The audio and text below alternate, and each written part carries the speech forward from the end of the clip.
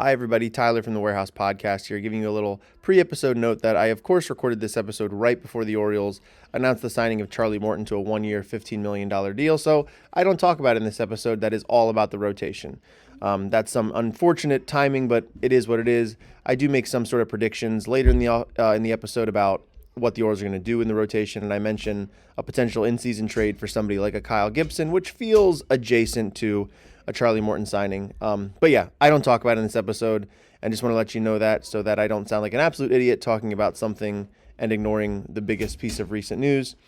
Jesse is going to do an episode later this week where he is going to talk specifically about the Morton signing. So if that's what you want, subscribe and check out that episode coming up in a couple of days. But until then, here's my analysis of the Burnes deal and where the Orioles go from here. Thanks for listening. Hello and welcome back to the Warehouse Podcast, part of the Believe Podcast Network. My name is Tyler, and I am happy to be here for our very first episode of 2025. What we're going to do with the episode today is kind of catch up on a big piece of news that happened right after Christmas, right before New Year's, kind of got squashed in the middle, and I know we certainly didn't miss it around here. If you're an Orioles fan, you didn't miss the news that Corbin Burnes has signed with the Arizona Diamondbacks. He will not be coming back to Baltimore for 2025, which blows a huge hole in the Orioles rotation that I think most Oriole fans are probably not totally surprised is happening, but I think there's a lot of things to discuss about the deal, why it happened, why the Orioles didn't get Burnes, and where the Orioles kind of go from here with their rotation going into 2025. So I think I just want to kind of, talk about all the reporting around it, build some context into what happened there, and talk about the state of the Orioles rotation going into 2025 and why I think I'm not as panicked, as upset about it as I think some other folks are, which are, those people are not wrong to feel the way that they do about Corbin Burnes not re-signing with the Orioles. It is a humongous loss, but I think it is important to kind of stop for a moment and understand that it is just one player and there is not, you don't have to necessarily be overly upset about these things that have happened. So we'll discuss all of that in this episode of the show. Before we do that, I do want to remind you all that we are sponsored on this podcast by Bet Online. BetOnline continues to be the world's most trusted betting platform and your number one source for online betting. From the earliest odds to in-game live betting, BetOnline provides you with all the action and the ability to watch the games as they happen. They have the largest selection of odds on everything from football, the NBA, college basketball, NHL, and even UFC. So you can head to BetOnline today, and if you use the promo code BELIEVE, that's BLEAV, for your welcome bonus on your first deposit. That's promo code BELIEVE, BLEAV, and you get a welcome bonus on your first deposit. Thanks again to Bet Online. The game starts here. Okay, let's talk about the structure of this deal, and it is a bit confusing. I've actually had to record this a couple times now because even I'm getting sort of tongue-tied with it. There's a lot of different numbers. There's a lot of different deferrals. We're going to try to go all over all of it. So I apologize if it gets confusing, but I do think it's important context just to understand the entirety of the deal. So Corbin Burnes signed a 6-year, $210 million contract with the Arizona Diamondbacks.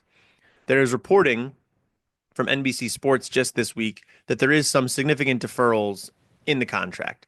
$64 million of the $210 million is going to be deferred to between 2031 and 2036. This is right after his contract would theoretically end with the Arizona Diamondbacks. His deferrals would kick in. Now, the deferrals are not all created equally. So what's going to happen here is, first, $10 million of the $210 million is a signing bonus that Burnes will get, this offseason. Whenever the deal's approved by the league, he's going to get that $10 million. Then he has salaries of $30 million in the next 2 seasons. Then he'll have salaries of $35 million in the 4 seasons that follow it. So in each of the 2 seasons ahead, $30 million, and then for the seasons that follow, $35 million. Those first 2 seasons also include $10 million of deferred money. So what he's actually going to get paid in 2025 and 2026 by the Diamondbacks is $20 million, so $40 million total, and he'll have had that $10 million signing bonus, so $50 million to Burnes in these first 2 seasons. Then the other $10 million in each of the first 2 seasons is deferred to that 2031 through 36 timeline that I mentioned earlier. I think the reason those seasons are a little bit different is that Burnes has the opt out after the second season of this. So he's definitely pitching in 2025 with the Diamondbacks. He's definitely pitching in 2026 with the Diamondbacks unless he's traded, but that would be very odd that he'd be traded after 1 year of such a mega deal. I'm not sure who would take that on. And if he opts out, then obviously he's only going to get that 50 million that I talked about earlier. The rest of the 160 million dollars he would have chosen to not pick up. And it does look like there is, if he does opt out, that $10 million installment that I mentioned from 31 through 36 will get moved up to 27 and 28 in terms of when they get paid to him. So maybe a little bit of a carrot there as well. So Burnes could get out of this deal after 2 seasons, get that $50 million immediately, and then get the $20 million more in 27 and 28. So at the bare minimum, Burnes is going to be making $70 million from the Diamondbacks in these first 2 seasons. Of course, the money isn't perfect. It's not equivalent, from this year to next year, this year to 2027, but you get the picture. He's guaranteed at least $70 million from the Diamondbacks, and then he gets the chance to go back on the market in 2 years when he'll be 32. Hopefully for himself, has pitched really well these next 2 seasons, and he can get even more money to see what the market looks like at that. That's the Burnes deal. The other deals I think that are relevant to talk about in this offseason are the Blake Snell deal and the Max Fried deal. Now, the Max Fried deal is very easy to understand. It is an 8-year contract for $218 million. There is no deferred money there. So he is getting the $218 million over the life of the contract. I haven't looked into the specifics of like the pay schedule, the weighting of it. He might have it backloaded. That's what these teams tend to do is they tend to want to pay you a little bit less now, a little bit more later, and then probably the value of that money kind of goes up with inflation and you're basically making the same amount. You know what I'm saying? $1 now is not worth $1 next year. It's worth, $1.05 or whatever. So that's typically how these work. But in general, it's a very straightforward contract for Fried. And I think essentially what people talked about with Fried was he got that extra year, that 8th year, to bring that AAV down to like 27 million or something like that, which from the Yankees' perspective is very palatable. That helps them stay under the luxury tax threshold, which they really care about.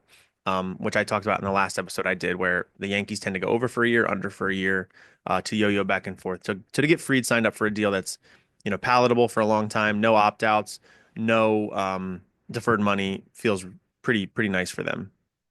The other deal that's a little bit more similar to Burnes's deal is the Blake Snell deal, which is a $182 million contract.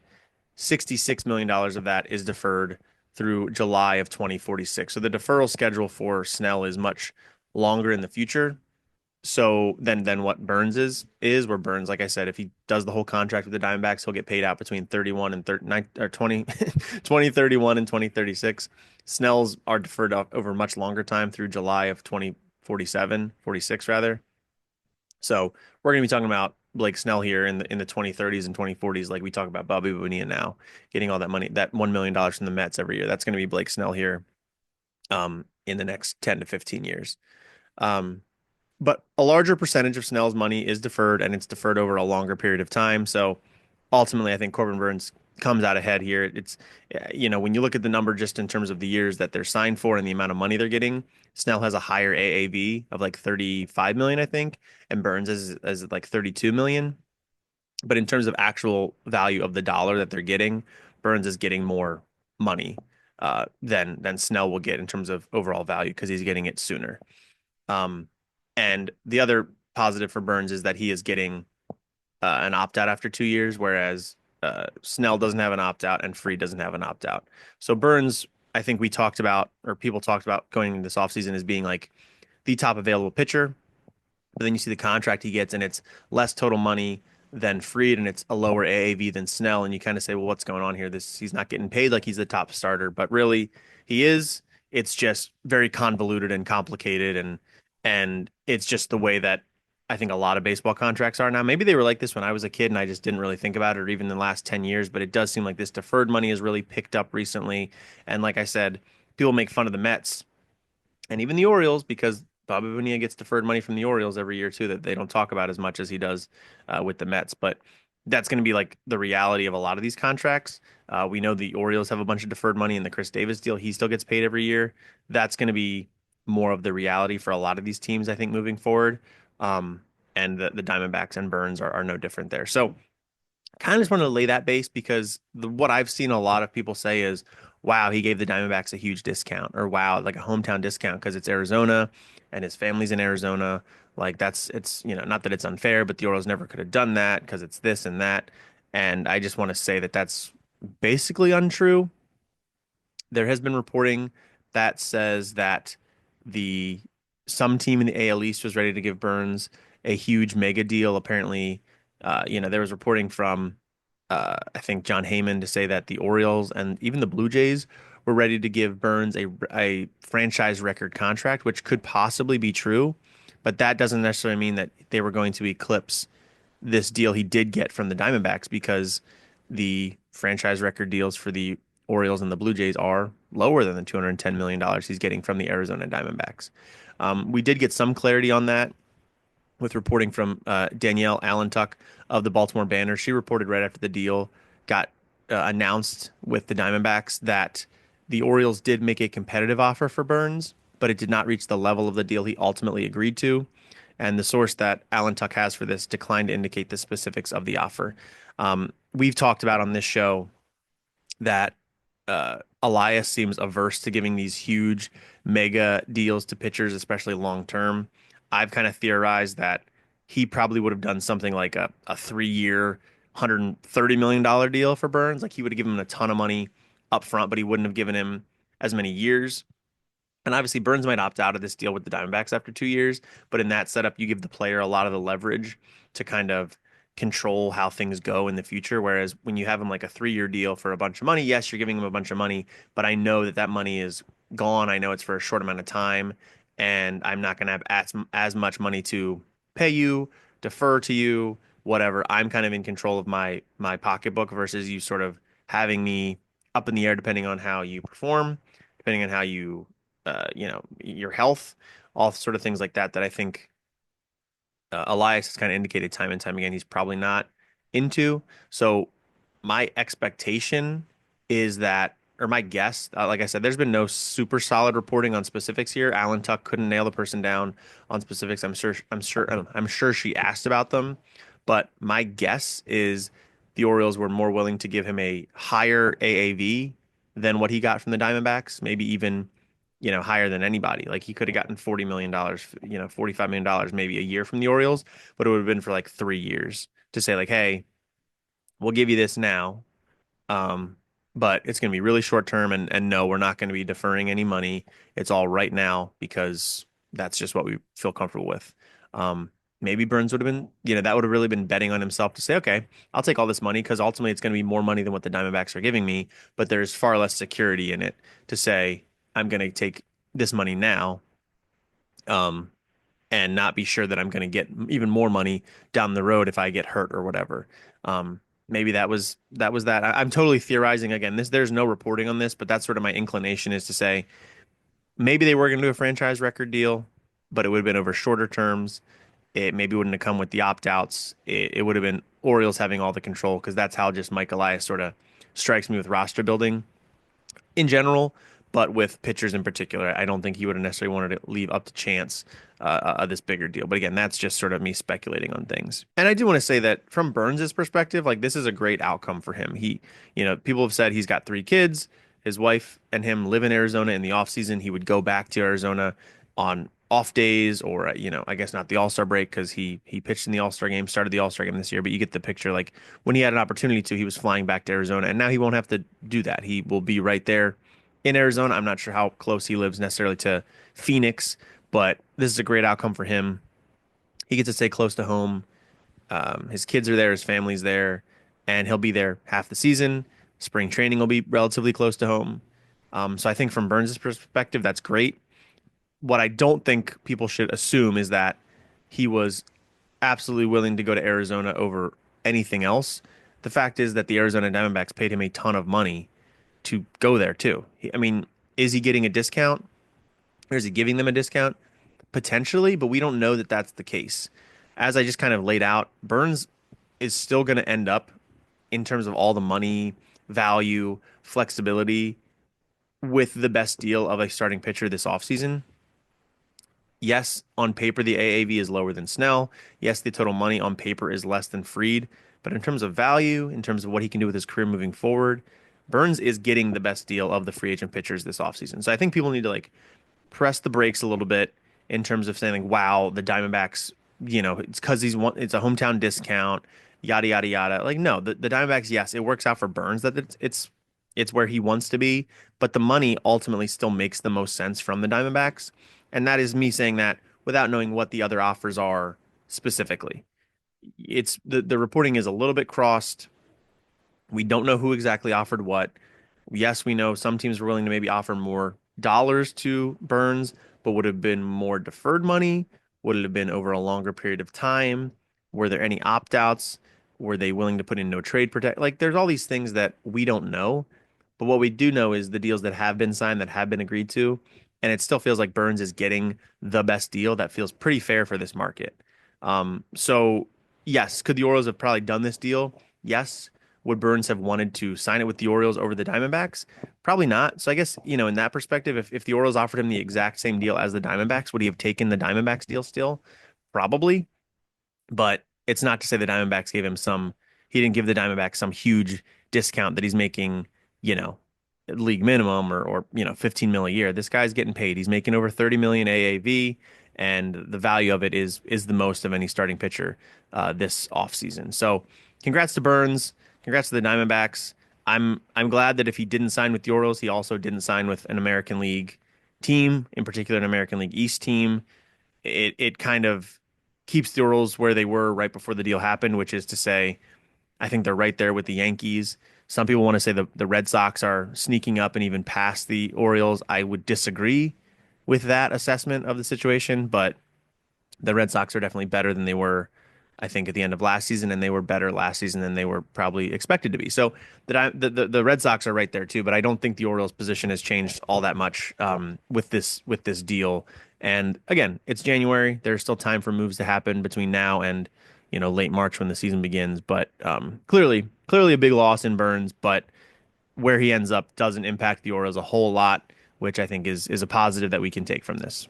All right, I think that rolls pretty nicely into discussing the current state of the Orioles rotation, where it sits now, where we go from here, latest rumors, et cetera, et cetera. So, right now on fangraphs.com, their roster resource tool, you can take a look and see who they have, pegged in as the five starters for the Orioles. And I don't think that these are necessarily surprising, not necessarily wrong, but also maybe not right. It's Eflin at one, Rodriguez at two, Kramer three, Sagano four, and then Trevor Rogers at five. I think at their very best, Rodriguez is probably better than Eflin, although that certainly wasn't always the case in 2024. I think the Orioles would love for Rodriguez to ascend to that ace status. He hasn't done that just yet, but of course there is talent there. He maybe could still do that. But if opening day was tomorrow, I think Eflin is the starter. The Orioles, not even the Orioles, a lot of teams like to defer to the veteran who's done it before. So Eflin probably would be the opening day starter, but in terms of pure talent, Rodriguez is probably ahead of him. I don't know. Kramer three. Again, we talk on this podcast all the time about Kramer being a consummate pro, an ideal back end arm. So having him up at three is not wrong because I think that's probably where he slots in now. But he doesn't feel like a three starter to me. He's more of a get you 4.5 ERA, go 5 innings, maybe 6 innings, get to the bullpen, and hopefully you're right in the game. It's 3-4, 3-2. Like he didn't dominate, but he kept you right in the game. That's what Dean Kramer is, and that feels more like a 4-5. But in the current state of things, he is the three starter. Sagano four, sure, there's question marks there. I think, of course, his first year in MLB, being 35 years old, having softer stuff. Will it work? There's a reason he was still available and why he signed a 1 year deal. But ultimately, I defer to the Orioles on their thoughts and markers they look for when signing a pitcher. And Sagano, you hope, has all those things that they think he can get major league hitters out. The five spot's up in the air, but I think the five spot's up in the air for a lot of teams, even good teams. I personally wouldn't put Trevor Rogers there right now. I'm not sure what he showed in 2025 to say he is a guy you can hand the ball to every fifth time. I would opt for Cade Povich or Suarez over him. Povich, I know the numbers aren't great, the top line numbers aren't great, but he was quite impressive in September last year. And then Suarez, what he did for the Orioles last year speaks for itself. He was a unsung hero, I think nationally. I think locally, people that watch the Orioles day to day know how important he was to this team. If you're going based on merit, Suarez is the guy at five right now. But I think based on everything the Orioles did with him last year, they feel more comfortable with him in the bullpen. I don't necessarily disagree with that. Um, so I think that's ultimately where he maybe ends up is in the bullpen. But if the season starts tomorrow, based on merit, based on what they've done recently, Suarez would be the five. But again, that's flexible. Rogers, Suarez, Povich. I can understand either one, any one of them starting at five once the season actually rolls around. Beyond that, I think is where the upside is for this rotation, which is to say, um, Kyle Bradish and then Tyler Wells to a much lesser extent. If Bradish can bounce back and be pitching in August, September, this team feels a lot different. Bradish is an ace. I know he doesn't have a huge track record, but he was a finalist in the Cy Young in 2023. Pitched really well in 2024 when he was healthy. Pitched through what we knew was an elbow injury, what we knew was probably going to need Tommy John at some point because I think because the organization felt that the 2024 team had a chance to do something special. It didn't work out. He got hurt. The team underperformed, I think, late in the season, then obviously got swept in the playoffs. He is the upside on this team right now. If he comes back and can be that ace in September, this team looks a lot different. Wells, I think, is similar to Suarez in that we know he's a valuable type of pitcher. He can do a lot of things for them. His role is really more in the bullpen where he's had more success than in the rotation, where, in the rotation, you're pitching more innings, you have more value. But on this iteration of the Baltimore Orioles that have other players that can sort of do what Wells does in the rotation, I'd rather have Wells in the bullpen, which still has value late in the season, of course, but I don't view him as really changing the ceiling on this rotation. So where that all kind of exists right now is that this rotation paired with the offense, which I think will be very good, makes this team feel like an 85 to a 90 win team, which is not a bad thing. I think Mike Elias builds teams in a manner that he just simply wants to survive early stages of a season. He wants to say, okay, let's go out, compete, keep the season within reach early on, and then we can, take a look at how things are going, both with our team around the league, down in the farm system, who we can promote, who's available to trade for. Maybe there's an interesting waiver claim. Not that that really, increases the ceiling of your rotation, but I think he views all those avenues as things that, as the season goes on, you can modify your roster and get better from there. So that's why I think this rotation, as it sits right now, is in Mike Elias's mind acceptable, but clearly uh, with room for improvement. It's not a rotation that I think you feel fantastic about going into the postseason if this were the five all year long. Eflin, Rodriguez, Kramer, there's questions there.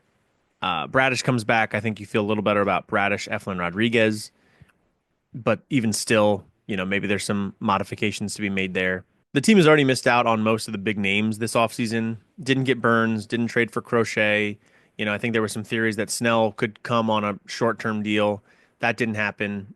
Freed was sort of a pipe dream. That never totally felt like a fit here, but they missed out on all the big names. There are still some trade pieces out there. Dylan Cease maybe would be on the move from the Padres.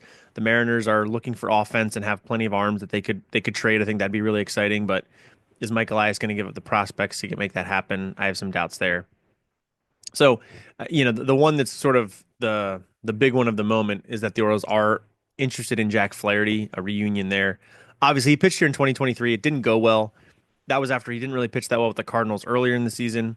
Last year, sort of signed a prove-it deal with the Tigers, was really good. Then the Tigers, who thought they were kind of out of it, traded him away. He went to Los Angeles, was good for them, decent, not as good with them as with the Tigers. Obviously, the Tigers still went on to win or went to the playoffs without him, and there's something to be said for that. But Scooball was so incredible; it kind of made up for any loss of Flaherty there. But Flaherty's the guy that people are talking about right now. The positives there are he's a solid major league pitcher. He is a guy that I think comes in, and certainly I prefer Flaherty over a Trevor Rogers for sure. Do I necessarily absolutely prefer him over Suarez or Povich? I think, looking at my orange tinted glasses, I don't necessarily feel that way, but I understand that Flaherty's got a track record that those other two don't have. So I think at the very least, Flaherty comes in and would solidify the floor of this rotation to be, again, fine. maybe he adds a win or two there, but again, it doesn't feel necessarily significantly better there. He does not have draft pick compensation attached to him because he was traded in season, so that's a positive, I think, from the Mike Elias perspective. And his cost is not going to be prohibitive, I think. He will probably get 20 mil a year for 4 years. So, it feels very similar to like the Ubaldo deal from years ago, where I think even when Ubaldo signed, we were kind of like, okay, well, he's something. He's better than some of the options. Obviously, Ubaldo had a rocky road with the Orioles, not always for his fault. He just didn't perform great. And then obviously the playoff game, he comes in instead of Britton and gives it the walk-off homer, and that leaves a bad taste in your mouth. Flaherty's sort of similar in that way, in that he certainly doesn't feel like a top prize of the offseason. He's being treated as not a top prize. He's sort of a leftover, and that's okay. It can still help the team, but again, it doesn't really raise the ceiling there. And I think some fans have a bad feeling about Flaherty from his time here a year ago, where he didn't perform well. He didn't feel, he didn't look totally engaged all the time, but I think that might just be how Flaherty is. That not necessarily an indictment on him. It's just sort of our biases projecting onto him. So it is what it is there. Would he upgrade the rotation? I think slightly, yes. And the Orioles certainly have room to spend on a pitcher like that if they feel confident in it. And then they'll even have room on top of that to spend additionally if they want to. And it doesn't, mortgage the future in any significant way. This is a guy that you come in, sign him for 3 years, something like that, and it feels fine. I think then you now have a 3-4 starter for the next 3 seasons, and there's value in that. There's value in a 4 ERA kind of guy that can give you 170 innings and you can count on it. There's value in that, but it doesn't necessarily excite me on it. I think the other thing to note about the rotation is that there is some reason to believe that Mike Elias maybe thinks that he did his shopping for the rotation last summer. And by that, I just mean it was not hard to predict that Corbin Burnes was going to sign elsewhere this offseason. You knew he was going to get a ton of money. The Orioles probably weren't going to be the ones to give it to him. So he's likely going to go somewhere else. So what does Elias do at the trade deadline? He trades for guys that are under team control for 2025 and beyond. Eflin was signed, obviously, through 2025.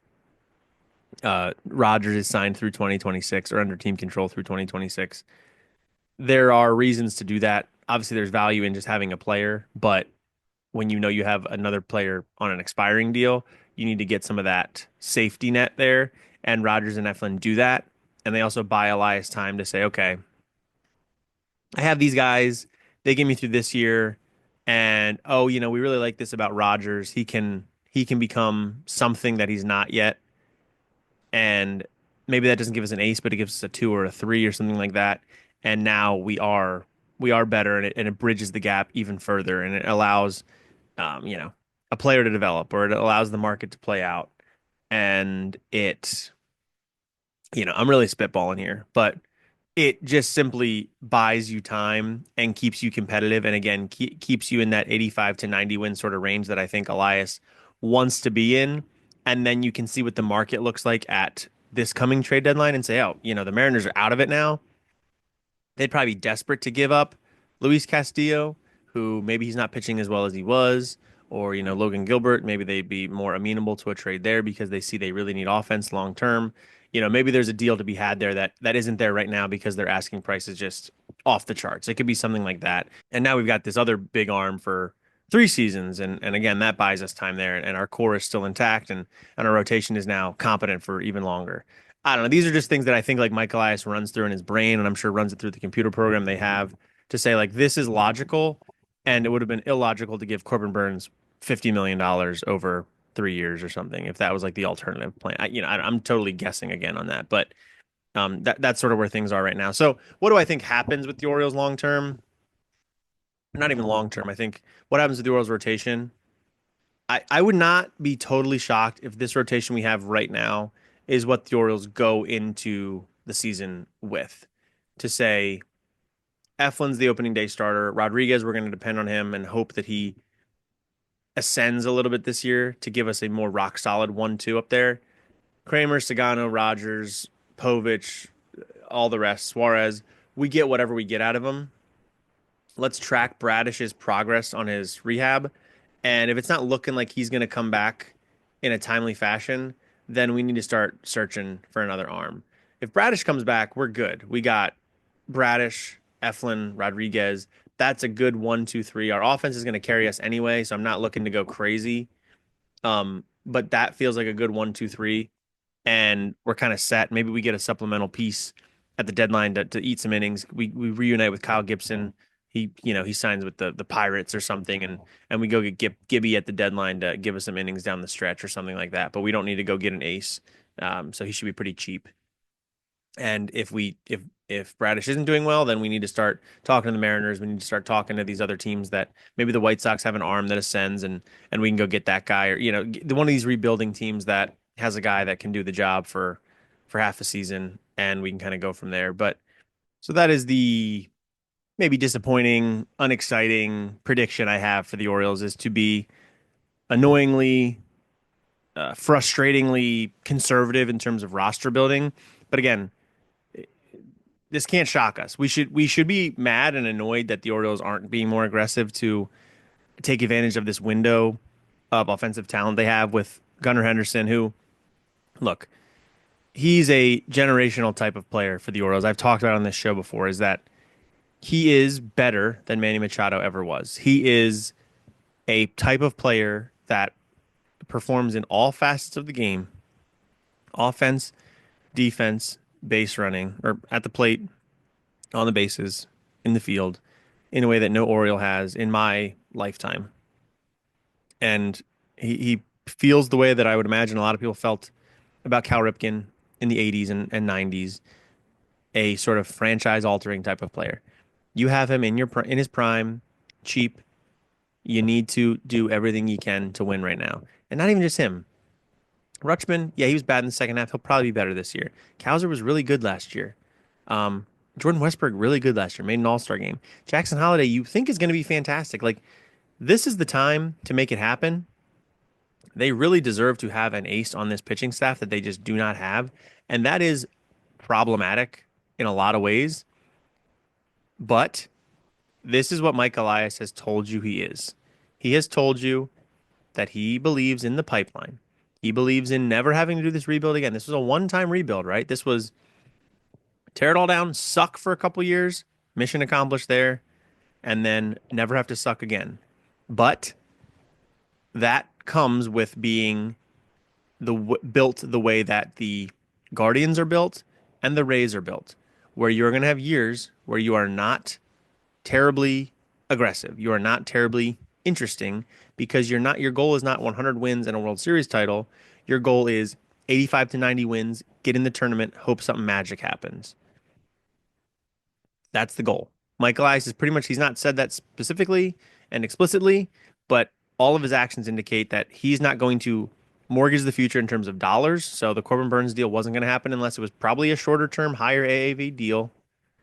And he wasn't going to mortgage the future in terms of physical players that you trade for assets. I think he saw a rare market inefficiency in the Burnes trade last year, where he said, I can't play Joey Ortiz anywhere because I got Henderson and Westberg and Holiday. And DL Hall, I've tried everything possible to make this dude work as a starting pitcher. It ain't working. The Brewers think they can do it. Let's swap them. We can get Burnes for a year and go for it, but this is not going to be what I do every single year, because I'm not always going to have a quad A type of player, really an MLB type of player in Ortiz, that just literally doesn't have a spot on the roster. That's not really going to happen. And this offseason, they don't really have that guy. They don't have a guy that's obviously ready to go. I think Heston Kjerstad, you could argue, is that guy, but a lefty bat, power bat that can spell Mountcastle at first, obviously with O'Neill coming in, doesn't hit righties all that well. There's a clear platoon to be made there. Or not platoon, but he's probably going to sit a little more often than I think your everyday type of player would. Kjerstad is like the closest thing to that. And if they've made the decision they're not going to trade Kjerstad, then there's nobody else really to make that kind of a move. So this is what it is. It's roster building. It is a bit boring, but the Orioles under Mike Elias, based on everything he says, are probably going to be competitive year to year. And if they're going to win a World Series, they're going to have to strike gold a little bit. And hit the lottery a little bit and win some games they shouldn't, and get to July and force his hand to say, hey, dude, we are really, really good. We need one or two pieces. Go get them. Or there needs to be some team willing to accept an underpay because they're in some sort of strife. And that hasn't happened yet this offseason. So we'll see. But that's everything for this episode. Went over the Burnes contract, kind of discussed that he did get the best deal this offseason of a starting pitcher, even though the numbers don't always look that way. And then we talked about the current Orioles pitching situation, which is that it's okay. It's not fantastic. I think it is middle of the road, which is not what you want if you're going for a World Series, but it does feel like the type of rotation that can get them 85 to 90 wins. And then you get to July and you say, do we need a supplement? How's Bradish doing? Let's go from there. And ultimately, I think that's what the Orioles will do, is sort of just sit on their hands for now. Certainly have conversations. If there's a trade to be made, they'll make it. But in general, I expect the Orioles to kind of go into the spring training time period with this rotation, and throughout the season to keep tabs on Bradish's recovery and the trade market to make a supplemental move. If Bradish is on track, I don't think they're going to go get an ace. If it seems like he's not going to get back in time, then maybe they go do something. But for now, this is sort of the situation we have on our hands. So what do you guys think about that? Let me know in the comments of this episode. You can leave comments on YouTube, and you can leave comments on Spotify. You can also give us a rating and review on Spotify, on Apple Podcasts. Give us a thumbs up on YouTube. Really helps a lot. Gets us into other people's feeds. Gets us our name out there a little bit. Helps us grow the show. Really appreciate that. You can also follow us on social media at The Warehouse Pod. We are on X and Blue Sky and Threads. So check us out there. And what else do we got? I think that's really it. Really appreciate you guys for listening. Right now, we're kind of in a slow period between now and spring training where there's not really storylines, there's not really signings, but hopefully something happens with the Orioles. If it does, we'll certainly have a reaction pod to it. And, we should be back here with a couple more episodes in the days ahead. So thanks so much for listening. As I said at the beginning, my name is Tyler, and this has been The Warehouse Podcast, a part of the Believe Podcast Network. Thank you so much for listening.